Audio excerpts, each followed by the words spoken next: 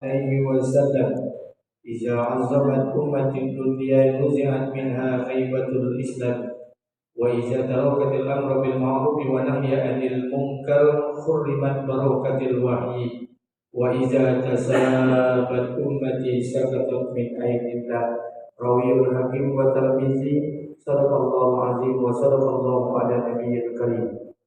Syukur kepada Allah, bersalawat kepada Rasulullah pada hari 17 Zulhijjah.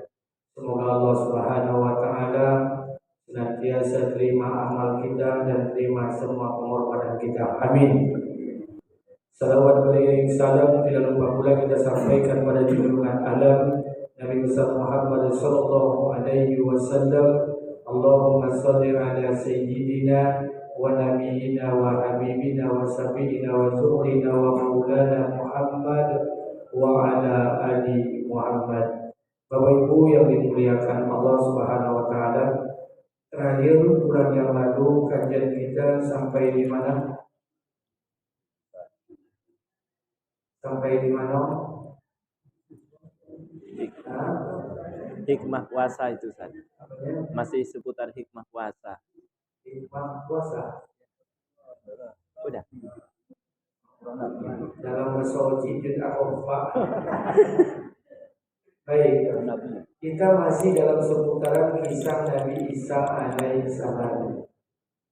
Kita masih membahas tentang kelahiran Nabi Isa. Tapi malam ini saya pending Nabi Isa dulu karena masih dalam suasana Zulhijjah.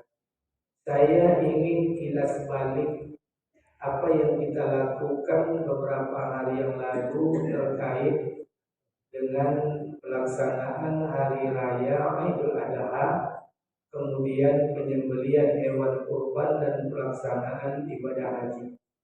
Kita sebalik sebentar supaya ke depan dan tahun depan kita belajar untuk mengintrospeksi saya dan kita bersama yang hadir pada malam hari ini. Bapak Ibu yang dimuliakan Allah, bulan Zulhijjah itu kan dikatakan juga bulan haji, juga dikatakan sebagai bulan pengorbanan. Bahkan Zulhijjah ini banyak digambarkan bahwa bulan Zulhijjah juga termasuk dalam salah satu minha arba'atun hurum, 4 bulan yang dimuliakan Allah, salah satunya adalah Zulhijjah. Pada bulan Zulhijjah ini umat Islam merayakan hari raya Idul Adha.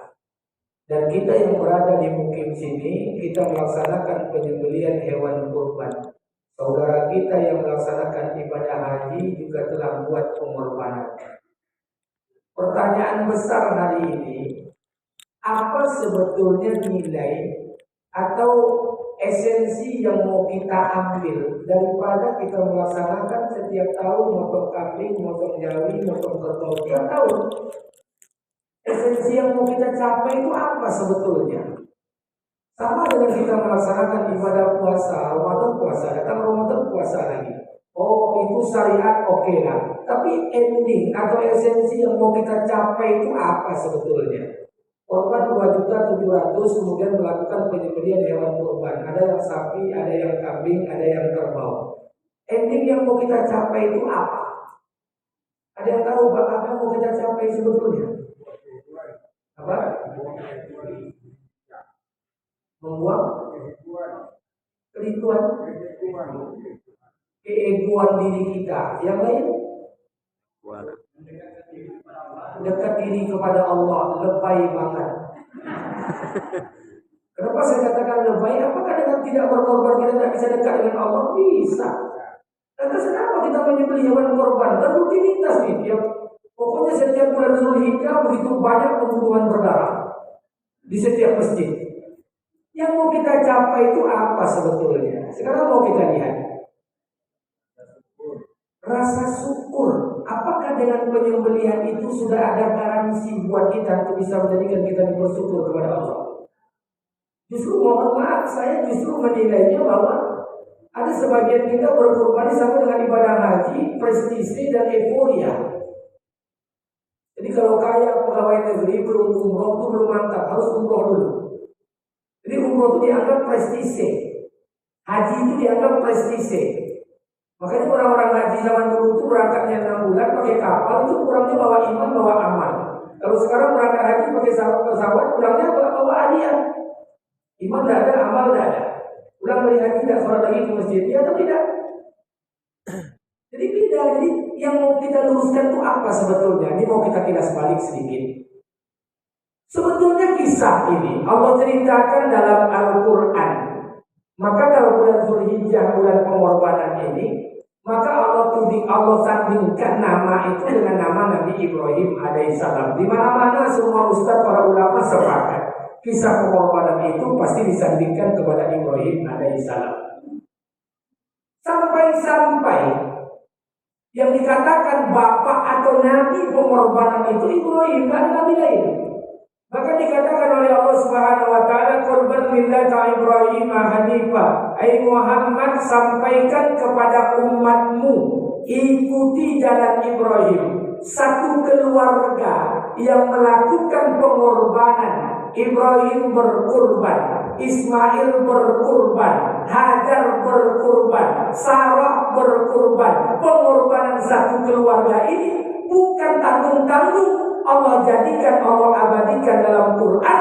Bahkan setiap perbuatan satu keluarga ini dilegitimasi melalui sunnah Nabi dalam pelaksanaan hari raya Idul Fitri dan Idul Adha, menjadi syariat agama. Tak tanggung-tanggung. Lantas di mana letak esensi yang mau kita ambil? Kita mau lihat apa pengorbanan yang dibuat oleh Ibrahim, Ismail, Hajar, Sarah. Kita tidak bicara 4 istrinya, kita bicara 2 istri saja. Dan itu yang Allah gambarkan dalam Al-Quran. Pertama, apa pengorbanan Ibrahim alaihissalam? Sehingga Ibrahim ini namanya disebut 69 kali dalam Quran. Yang pertama, kurbannya Ibrahim itu. Ibrahim berkurban keyakinan. Itu pertama. Demi menjaga akidah, demi menjaga keyakinan, Ibrahim alaihissalam rela terusir dari rumahnya dan keluar dari negeri tanah kelahirannya. Kan itu yang kita bahas dulu. Ibrahim berdakwah kepada pamannya Azar, berdakwah kepada keluarganya, tak diterima. Ibrahim diusir dari keluarganya. Ibrahim berdakwah kepada Namrud, tidak diterima. Ibrahim pun terusir dari Irak Selatan. Kurban yang pertama, kurban keyakinan. Terkadang Pak dakwah ini memang butuh pengorbanan. Jadi kalau ada orang kampung sini masih berdakwah, kemudian dia disenangi oleh orang, hati-hati, jangan-jangan dakwahnya belum tegas. Tegas bukan berarti keras. Nabi itu berlemah lembut kepada orang Islam dan tegas kepada orang kafir. Tegas itu bukan keras. Jadi beda, nanti kita bedakan. Yang hak, batil, batil. Maknanya apa? Maknanya kurban yang pertama dilakukan oleh Ibrahim, kurban keyakinan. Demi mempertahankan akidah, mempertahankan keyakinan, mempertahankan agamanya, Ibrahim rela terusir dari rumahnya dan terusir dari tanah kelahirannya hanya untuk mempertahankan akidah. Kita pun pelajaran buat kita bersama. Terkadang untuk mempertahankan agama, untuk menegakkan agama ini, kita mesti harus tegas dan punya risiko. Dan ini yang saya tanggung pada hari ini. Satu hari setelah lebaran hari raya Idul Adha, hari Kamis, saya diundang oleh Polda Riau, Pak Iqbal bersama Wadir Dimas. Itu AKBP Kupera nelfon saya, Pak Iqbal nelfon saya. Sebelumnya saya jumpa dengan Pak Wakapolri, duduk bersama, kemudian dengan Asop, sekarang sudah jadi Kapolda Sumatera Utara, mantan Kapolda Riau kita, Agung Setia. Jumpa. Akhirnya hari Jumat, satu hari setelah lebaran Idul Adha, itu yang saya diminta untuk memberi kajian tausiah di acara Bayangkara ke-77 di Polda Riau di lantai 5. Lintas agama, seluruh pastor, pendeta dari Konghucu, dari Buddha, Hindu datang semuanya. Lintas agama, judulnya nasionalisme, moderasi beragama dalam menanggulangi pemikiran radikal umat beragama menyongsong pemilu damai 2024. Saya diminta ceramah di sana. Habis saya ceramah di sana, apa yang yang saya sampaikan di hadapan Bapak Kapolda, di hadapan para pemeluk umat beragama semuanya, ada yang Kristen, Katolik, Protestan, saya bilang setiap pemeluk agama akan meyakini agama yang diamalkannya, agama yang dibawanya masing-masing. Iya atau tidak? Iya. Dan itu wajar, bahkan seharusnya. Orang Islam akan meyakini agama Islam yang paling benar. Orang Kristen merasa agama dia yang paling benar. Orang Buddha akan merasa agamanya yang paling benar. Orang Hindu merasa agamanya yang paling benar. Iya atau tidak? Ya. Dan itu seharusnya. Kalau ada orang Islam tak yakin dengan agama Islam, dia hati-hati, Pak. Saya yakin dengan agama saya. Karena keyakinan itu beramallah. Tapi ketika statement seperti itu dikeluarkan di permukaan di hadapan Indonesia yang majemuk plural, ada Kristen, Katolik, Buddha, Hindu dan sebagainya, maka di sinilah letak pangkal persoalannya. Maka saya katakan mohon maaf Bapak Ibu yang dimuliakan Allah. Boleh dibaca di setiap apa saja. Nabi itu berdakwah berlemah lembut kepada orang Islam dan bertindak tegas kepada orang kafir. Tegas itu bukan keras, tegas. Tahu dan hak yang batil, halal yang haram, bahkan yang subhat nampak. Dan Bapak Ibu perlu lihat dalam Quran, tidak ada satupun di antara para nabi, maaf, setiap agama untuk mengembangkan agamanya akan berdakwah. Orang Islam akan berdakwah. Orang Kristen akan berdakwah, orang Katolik berdakwah, orang Buddha berdakwah, orang Hindu berdakwah, orang Kristen lewat misionarisnya, semuanya berdakwah. Tapi perlu kita ingat, Pak, bahwa tidak ada satupun di antara 124.000 nabi, 313 orang rasul, tidak ada satupun dakwah nabi dengan cara menghina dan mencaci. Tidak ada. Tunjukkan ke saya. Tidak ada satupun dakwah nabi itu menghina dan mencaci. Ibrahim berdakwah dengan Namrud. Adakah hinaan? Adakah cacian? Tidak ada. Musa alaihissalam dan Harun berdakwah kepada Fir'aun. Apa kata Allah? Izhab ila Fir'aun. Hai Musa, Harun, pergi kau kepada Fir'aun. Ajak Fir'aun itu taat kepadaku. Kata Allah, berlemah lembutlah kau kepada Fir'aun. Mudah-mudahan dengan kelembutan itu Fir'aun ini bisa tunduk pada perintah. Jadi tidak ada nabi itu yang berdakwah dengan mencaci dan menghina. Bagaimana dengan kita hari ini? Dengan dakwah yang kita lihat hari ini di media sosial, di WhatsApp group dan sebagainya, menghina dan mencaci, kita tidak lebih baik daripada Musa, kita tidak lebih soleh daripada Harun. Penguasa kita hari ini tak lebih zalim dibandingkan Fir'aun. Apa yang membuat kita menghina dan mencaci? Karena ceramah seperti ini, bukan lebih ceramah, saya langsung di oleh salah seorang ustaz di Pekanbaru. Ustaz sudah mulai menjadi orang Jokowi sekarang. La ilaha illallah. Saya sampaikan buat kita bersama. Kehidupan ini kehidupan yang paling damai. Di Indonesia ini paling luar biasa. Dakwah itu memang harus punya risiko. Punya risiko. Tidak bisa dakwah tanpa risiko, tidak ada. Mencari level aman dakwah itu Ibrahim alaihissalam tanggung jawab mempertahankan akidah dan keyakinannya. Dia kurban yang pertama, dia tinggalkan keluarganya, dia tinggalkan kampung halamannya untuk mempertahankan akidah dan keyakinannya. Sampai seperti itu. Pelajaran pertama. Kurban yang pertama Ibrahim.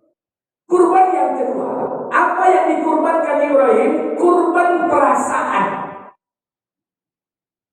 Bukankah dulu ketika sama Sarah istri Ibrahim yang pertama tidak punya anak, lambat dapat anak, kemudian menikah dengan Hajar baru dapat anak. Setelah dapat anak disuruh meninggalkan anak, tidak tanggung-tanggung 13 tahun meninggalkan anaknya. Kurban perasaan, sudah lama tak punya anak, minta anak, dikasih anak, disuruh meninggalkan anak. Ibrahim itu nabi, dia juga manusia biasa, dia juga punya hati, dia juga punya istri, dia juga punya anak dan punya kasih sayang sama seperti kita. Tapi demi ketaatan dia korbankan perasaannya untuk menyenangkan Allah. Kurban Ibrahim yang kedua, kurban perasaan. Sampai nanti endingnya Ibrahim melakukan penyembelihan anaknya, ya bunayya ini arafil manam, sampai diperintahkan untuk menyembelih anaknya. Korban perasaan. Ibrahim lewat mimpi saja menyembelih anaknya, selesai urusan. Hari ini kalau ada perintah Allah dalam Quran, wahai orang-orang yang beriman, sembelihlah anakmu pada tanggal 17 Zulhijjah. Kira-kira Bapak mau menyembelih anak Rasulullah? Ibrahim dapat mimpi menyembelih saja Pak, selesai urusan. Seandainya perintah menyembelih dalam Quran, belum tentu kita mau bisa menyembelih anak kita. Tapi begitu kurban Ibrahim. Ibrahim berkurban perasaan. Rupanya bukan Ibrahim saja yang berkurban, istrinya juga berkorban. Hajar berkorban. Apa korban Hajar? Korban Hajar yang pertama korban ketaatan. Dia taat saja dengan Allah. Yang kedua ketaatannya kepada suaminya. Ketika Ibrahim mengatakan meninggalkan Hajar di padang pasir, Ibrahim ketika Ibrahim meninggalkan Hajar di tengah padang pasir, Hajar sami'na wa ata'na. Ketika Ibrahim mau menyembelih anaknya Ismail, apa kata istrinya? Bang, kenapa kau bawa anak? Kata Ibrahim, aku diperintahkan Allah menyembelih anak kita. Kata istrinya, silakan. Tidak ada keraguan, taat saja. Ditinggalkan di padang pasir, Hajar terima. Sarah kurban juga, tapi kurbannya di Palestina. Di mana korban Sarah? Sarah ditinggalkan juga oleh Ibrahim. Berapa lama? Sama-sama 13 tahun.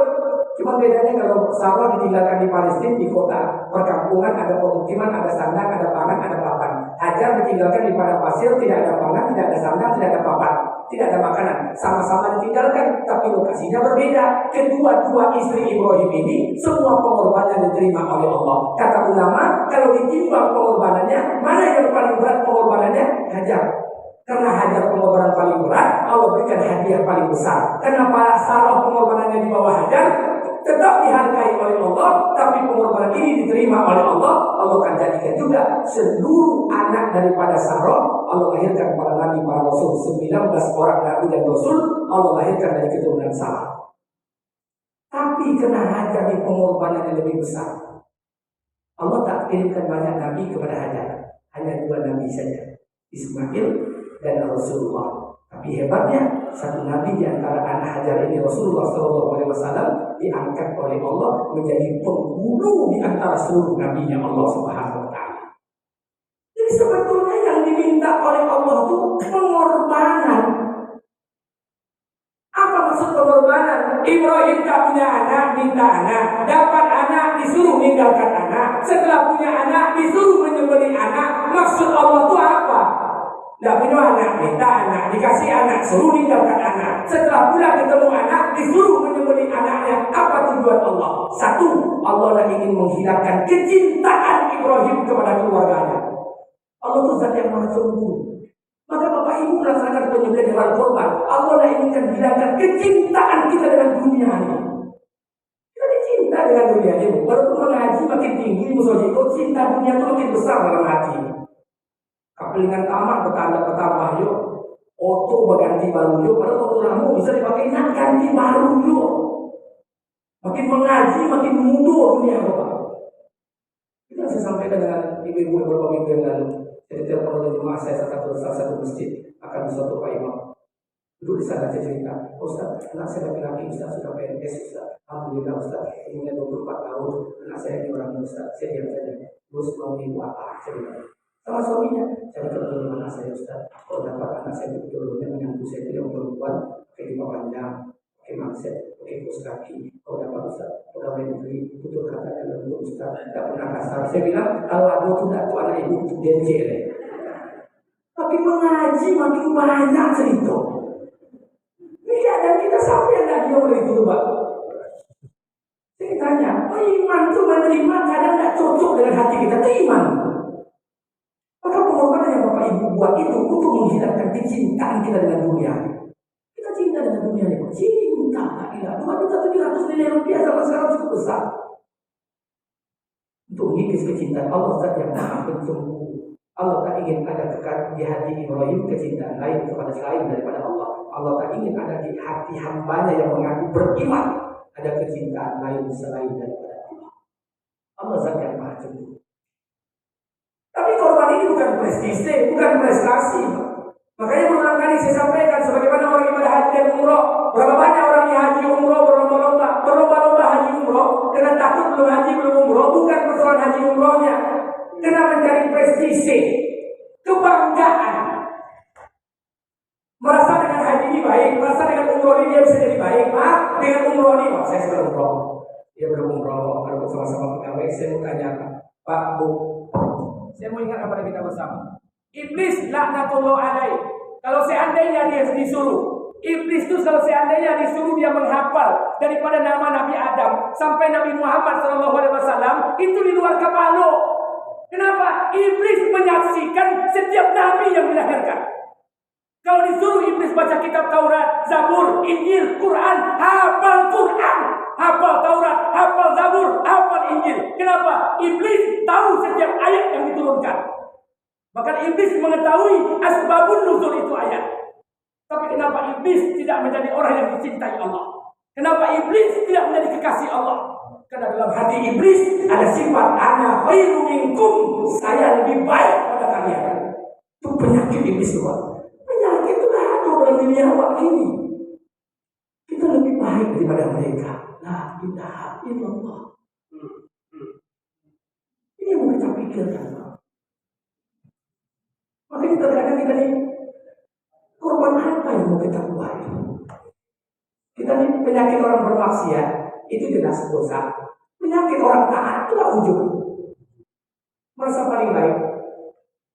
Tiap tahun dan korban di masjid. Merasa paling berkorban untuk agama.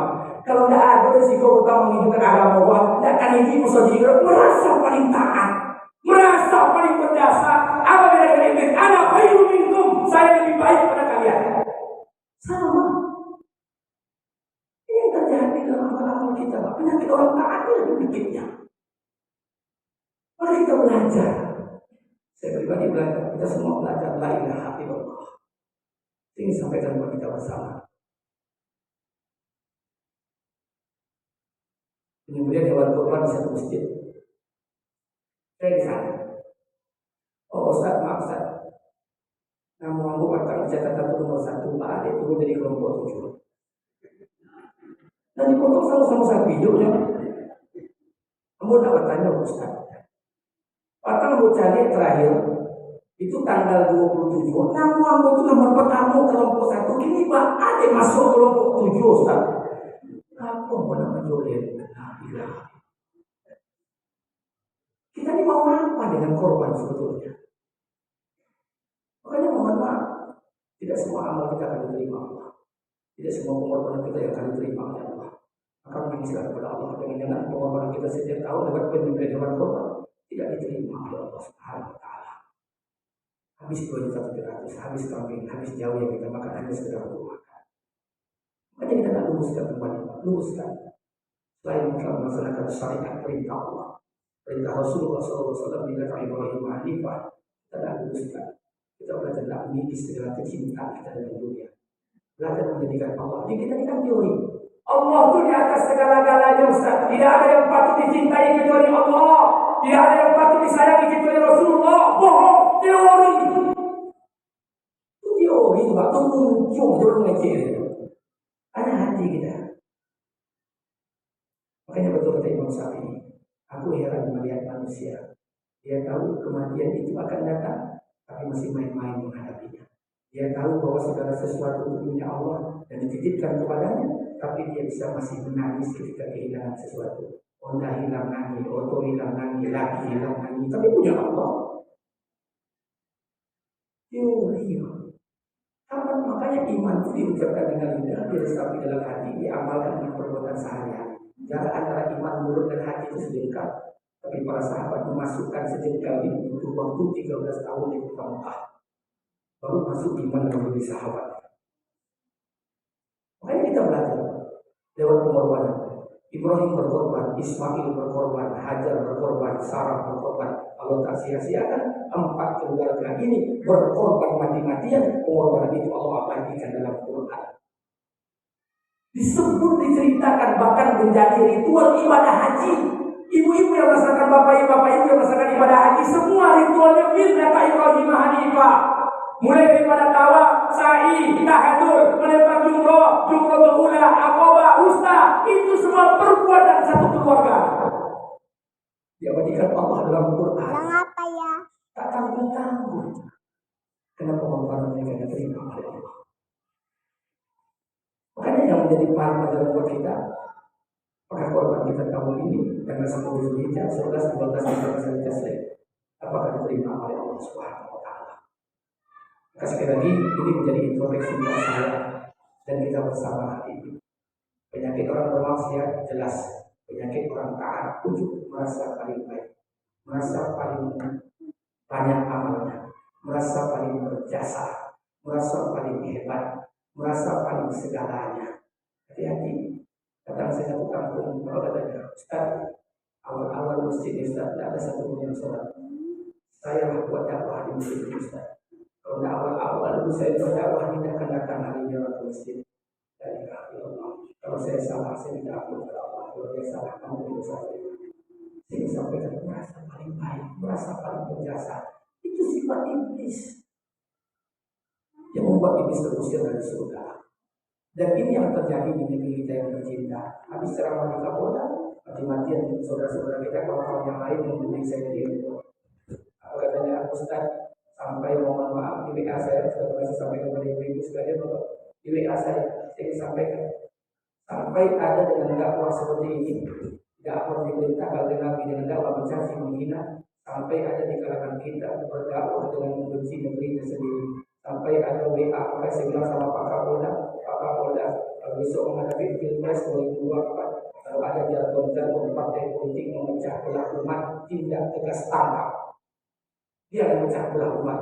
Maksudnya Ustaz, masuk ke WA saya tunjukkan dengan orang-orang.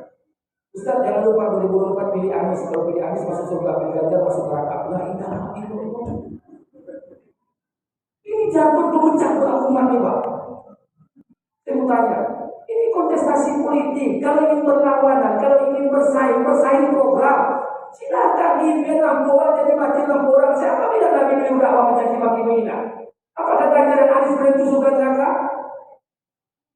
Udah bisa Ustaz, ini perkara tauhid. Saya ingin tanyakan kepada kita bersama. Dulu Nabi berperang dengan orang kafir. Nabi bertakbir Allahu Akbar, orang kafir tidak. Hari ini Anies bertakbir, Ganjar bertakbir, Prabowo bertakbir, saya bertakbir, Bapak bertakbir, orang kafir yang mana? Saya mau tanya. Orang kafir itu orang yang membenci Allah, membenci Rasulullah, memerangi kaum muslimin. Kalau dia hidup bersama, namanya musyawarah. Musyawarah itu masyarakat. Kalau sudah bertanggung jawab bersama, hidup bersama, bertanggung jawab bersama, kullukum ra'in wa kullukum mas'ulun ra'iyah, namanya ra'iyah, diterjemahkan dalam bahasa kita rakyat. Orang yang hidup bersama dan bertanggung jawab bersama. Ulama kita dulu buat konsep negara itu karena memperhatikan kemajemukan. Kafirkan oleh yang dikafirkan Allah dalam Quran, Qarun, Fir'aun, Haman, kafirkanlah. Tapi jangan kafirkan saudara tetangga kalian yang tidak semanhat dengan kalian. Ini penyakit kita. Mengklaim menjadi hakim buat keamanan orang lain, merasa paling baik. Kita ini punya amal masing-masing Pak. Makanya pintu surga itu banyak. Bapak jangan takut, pintu surga itu banyak. Ada pintu surga dari babu siang puasa, ada pintu surga dari babu sholat, dari pintu sholat, ada pintu surga dari infak, ada pintu surga dari zakat. Ada di antara kita mungkin sholatnya kurang baik, tapi zakat infaknya baik, masuk dari pintu surga. Ada di antara kita hari ini yang infaknya lemah, lalu memberitahu kita di kampung kok tidak pernah berinfak. Tapi soal lima waktunya berjamaah tak tertinggal takbiratul ula. Jadi kita tidak bisa menjaskan itu. Kadang-kadang kalau baru sembahyang sebulan di bawah waktu tak tertinggal takbiratul ula. Apa pula mengajar sebuah nabi Masya Allah, astagfirullah. Aja bapak keramai kali itu merasa paling baik. Saya mau tanya. Ini tanya betul. Jadi kita punya kelebihan, punya kekurangan. Kita ini umat akhir zaman. Ada yang lebih amalannya, ada yang kurang, ada plus minus. Maka jadi ukur kaki awak dengan sholat kurang lain. Itu boros itu. Masa belanja rumahnya berapa kali juta sebulan. Awak itu harus 3 juta cukup. Hati-hati. Jangan-jangan ibu itu dah hemat. Biasanya belanja 80 juta, kita jadi 80 juta. Ibu itu pagi-hari kemana berangkat. Itu bukan masalah kino. Dia punya melayani anaknya, hati-hati. Jangan-jangan wanita karir seperti itu baca Al-Quran yang 3 juz 1 malam. Awak yang tak karir bini awak tak ada sih membaca Al-Quran. Jadi tak boleh kita menjas amalan orang lumpuh kaki awak dengan sepatu orang lain. Tak boleh Pak. Itu yang dikatakan Allah Al-Quran. Hai Muhammad, kata Allah. Apa? Itu bukan urusanmu. Au yatuba alaihim, apakah kami akan menerima taubatnya orang yang berbuat zalim? Au yu'azibuhum, atau kami akan mengazabnya? Itu bukan urusan Muhammad, urusan aku, kata Allah. Kita akan datang. Jangan-jangan kita yang taat besok kita mati semua tidak bisa menyebut nama Allah, Allah sesatkan. Jangan-jangan orang yang bermaksiat di simpang sana hari ini tidak ikut pengajian. Suatu saat sebelum kematiannya Allah terima tobatnya, matinya husnul khatimah. Jadi kita tidak bisa. Boleh orang deh apa kalau itu apa tobat, untuk tobat Allah ada di mana? Penyakit orang taat nih, rasa paling baik. Kita belajar. Jadi makanya saya sampaikan, tidak ada syariat untuk berteman dengan orang bermaksiat, dan tidak ada pula syariat merasa paling taat. Jadi jangan saja ini terus saja Pak. Perbaiki diri selesai. Jangan lihat kiri kanan Pak.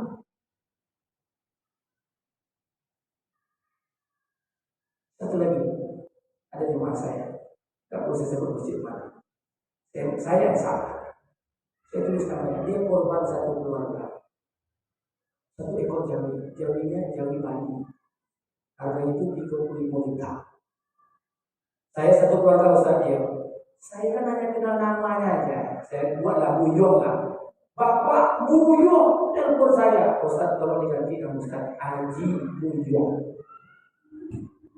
Oh maaf betul Haji Buyong. Payah tapi Ustaz. La ilaha illallah. Hanya dengan perkara gelar saja. Tapi begitulah cerminan kita hari ini Pak. Saya semua kita. Kalau seperti ini Pak, tipis harapan kita untuk bisa masuk surga. Tipis harapan kita untuk menjadi milik Allah. Maka saya ingatkan kepada kita bersama Bapak Ibu yang dimuliakan Allah. Maka tidak sekali apa yang kita korbankan ketika 10 Zulhijjah, kita akan perbaiki itu tahun depan. Kita bermohon kepada Allah Subhanahu Wa Taala.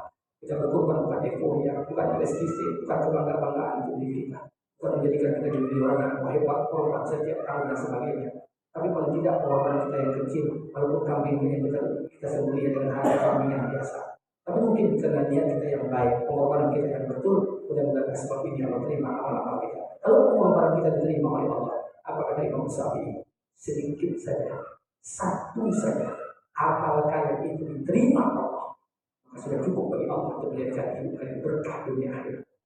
Sedikit saja amal kalian diterima oleh Allah. Makanya sholat kita berulang-ulang. Kenapa? Karena sholat yang kita lakukan selalu tak diterima Allah. Seperti kain buruk diangkat kemudian dilempar, campakkan ke atas kepala kita. Maghrib diulang, isya diulang, subuh diulang-ulang. Kalau Allah yang menghitungnya Pak, jangankan Allah, kita sajalah.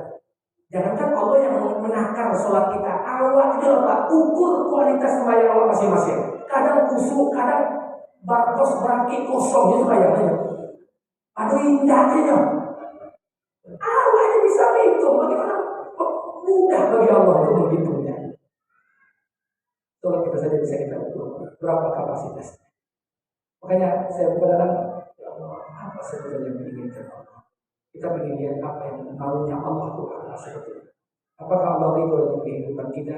Kita tak tahu. Allah meletakkan kita di amal ridho dari amal kita yang mana? Kita tak tahu.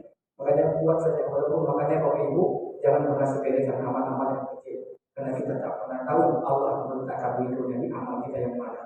Boleh jadi kepada pengajian ini Pak, pengajian yang banyak ini. Satu orang ini merasa paling baik. Saya aktif pengajian, apa yang disampaikan Ustaz itu saya paham. Mantap Ustaz. Allah tak itu. Tapi ada satu di ujung paling bawah, ya Allah. Sampai kali Ustaz mengajian itu disampaikan. Tidak kok ini ya Allah. Ayolah bunga dengan ya Allah. Karena dia mengakui kebodohannya Pak meletakkan hidup pada boleh jadi. Kita kan tidak tahu Pak. Maka buat saja amal. Jangan sepelekan amal kita yang sedikit di hadapan Allah. Boleh jadi sedikit itu yang dari Allah. Makanya saya ingin sampaikan Bapak Ibu menggunakan pemberian Allah Subhanahu Wa Taala. Ini yang menjadi pertanyaan. Oh boleh kulit kambing mau dijual, udahlah Pak. Itu kajian-kajian lah. Kalau nggak selesai ini ulama. Sudah selesai. Apakah kambing jantan atau betina? Apakah pisau? Pokoknya kalau boleh itu ada hak. Kalau boleh lah video-video menyembelih kambing, pisau tajam. Nah boleh kan sekali saya Pak pisau tajam sekali. Terus dulu boleh bisa 50 juta, atau bolehnya 5.000. Orang 70 juta bisa orang masa kali saya itu ya. Apa nanti 200.000 tentu 10 kali saya. Itu terus diperdebatkan. Lama-lama tukang pantai Jawi atau pantai lagi yang sudah lewat, ada batu apa ini. Itu jadi ya. Setiap hari saya tahu lagi. Makanya sampai orang mandikan jenazah. Bapak bisa mandikan mereka. Kenapa di kampung awal itu orang mandikan jenazah itu tidak ada profesor dokter. mandikan jenazah di kampung Hawa tetap sama sepat. Siapa mandi jenazah Pak? Di Masojiko kalau ada jenazah laki-laki siapa yang mandikan? Mana? Pak. Nah, apa surangannya? Enggak ada lagi. Siapa kawan? Lihat kawan dokter. Enggak ada. Ada. Di Raja Wali itu Pak Kompet Winsus Karyo, profesor dokter yang mandikan jenazah sama sepat. Kenapa? Karena di utak profesor dokter pula terlalu banyak dalil. Nah, terlalu banyak khilafiyah. Akhirnya terlalu banyak teori. Makanya tak masih mandi. Kamu siapa ya? Kamu tidak pernah jenazah. Kamu tidak berani. Kamu tidak berani. Yang kedua tidak terbiasa. Yang kedua penakui. Kenapa penakui? Aku tidak bisa menengok mayat yang tidak utuh. Kalau tidak utuh, sempong, gitu. Atau tidak bisa mau. Kamu muntah di mayat. Tidak pandai. Tapi yang tak masih apa santai. Selengah ini. Apa yang duitnya orang kampung dulu di duitnya. Saya tanya, kenapa tidak dokter profesor? Bahkan dia lebih alim, lebih paham teori. Tidak terlalu banyak mazhab psikolog. Sama dengan kejadian itu. Pokoknya kalau orang datang satu orang dengan saya, Ustaz, datang Ustaz dan Ustaz. Awak kurban Ustaz. Seperti itu untuk apa? Seperti itu untuk karib kerabat. Seperti itu untuk keluarga awak. Seperti itu untuk karib kerabat tetangga awak. Itu bagus Ustaz. Kambing sekilo setengah warpenya. Nah dibantai dari kambing itu barenya lebih kurang sekitar 5 balik kilo. Bareng hidupnya sampai 5. Kadang-kadang kalau 5 balik kilo dibagi 3 itu 5 kilo untuk anggosan. Balik sekilo setengah gitu. Aku juga tukang bantai kok. Nah, kok cenderung kok parang bantai yang surang nih. Nanti itu jadi lah. Nah, itu akibat ngaji. Terlalu banyak ngaji. Hasil bantai ya tidak lo mau bantai kambing surang. Awak tak bisa. Kalau tapi antumnya nggak bohong. Ini penyakit kita. Jadi setiap tahun itu masalahnya. Setiap tahun itu masalahnya. Carilah masalah baru. Saya lebih suka pengajian dokter di sekitar kami. Tidak lagi mengupas masalah kulit dijual atau tidak. Karena selesai dari para ulama. Seolah-olah kata beliau lebih jadi itu ulama kita ulama boleh. Yang kaji ini hewan kurban aja korban sehatlah. Dagingmu berkualitas. Lebih dikaji itu lebih bagus. Pada hukum tiap tahun itu kehitungan. Kalau masuk lain lagi itu. Boleh masuk dalam takbir itu. Boleh bertakbir hati-hati tradisi orang Yahudi semuanya. Kalau itu hari-hari. Itu. Orang korban bersama. Sampai masyarakat kita yang awam tak apa. Makanya saya ingatkan kepada kita bersama Bapak Ibu dimuliakan Allah. Saya minta kepada kita bersama itu terkhusus saya pribadi. Ini saya pribadi. Saya berulang menirukan dulu. Baru bukan menirukan.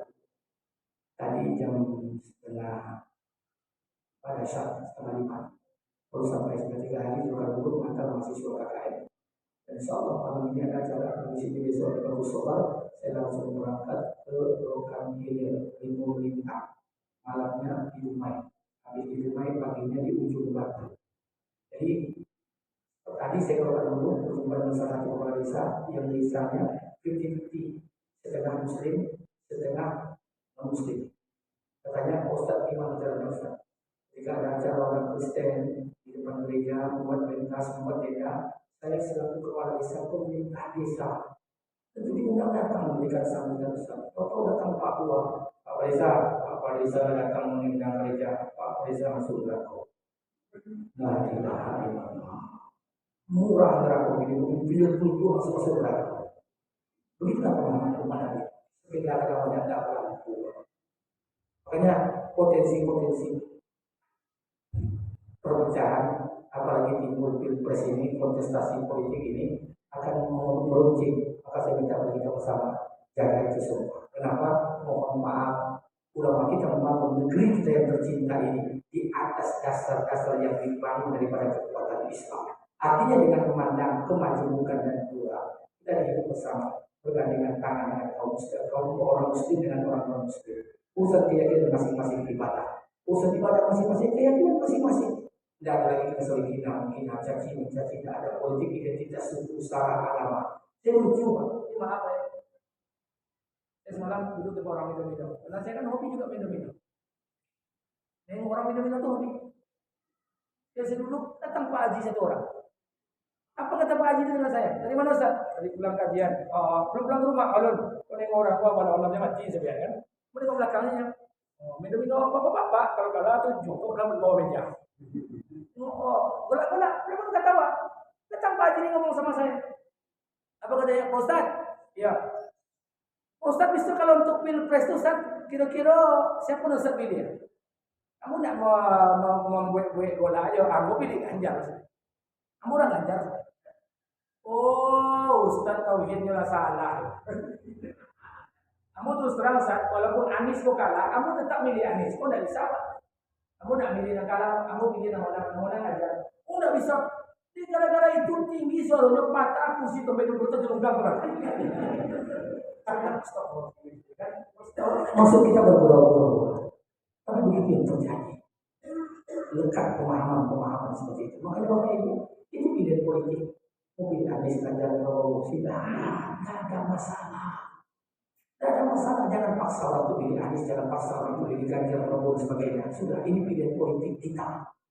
Yang tidak sampai nanti doa pada Allah agar pemimpin kita diberikan pemimpin yang adil. Sudah. Terus orang cerita, aku kalau itu karena dikacau semen politik Anies lo, dah ilah. Kacau dia lah. Dan kalau listrik kacau listriknya, sok-sok paham lo politiknya. Cari dia lebih tinggi, kadang-kadang wali seperlapan, doa sampai kaki dapur di rasul. La ilaha illallah. Makanya yang mohon maaf, sesuai posisi sedang kita berbicara. Sudah. Oh, Ustaz menghindari orang Islam berpolitik? Enggak, berpolitik lah bagi yang mampu. Karena kita akan di komunitas politik, kita akan mencoblos tidak. Makanya di depan Pak Kapolda, saya sampaikan dengan mereka pada acara Hari Bayangkara itu, di hadapan para pendeta, di hadapan para pastor, di hadapan para orang agama Buddha, itu apa namanya, di hadapan demi Allah. Bangsa kita ini hidup seperti ini dari dulu sampai sekarang damai. Tapi kenapa setiap pilkada, setiap pilpres timbul permasalahan, timbul persoalan internal kita? Orang kafir, maaf, saudara-saudara kita, orang-orang kafir, kalau berperang dengan kita, dia akan menang. Janji Allah. Tapi orang kafir akan menang bila kita berperang di antara saudara-saudara kita. Kemudian mereka akan menang. Makanya oleh karena itu, jadi tadi silaturahmi di antara kita, tidak usah gara-gara pilpres ini kita terkontaminasi dengan pemahaman-pemahaman yang lain. Dan saya minta kepada kita bersama, Bapak Ibu yang dimuliakan Allah, yang paling diminta oleh Allah itu adalah amal-amal kita itu terkait dengan pengorbanan. Makanya seluruh amal rukun Islam, mulai daripada kita syahadat sampai melaksanakan ibadah haji, itu semuanya pengorbanan. Kenapa sholat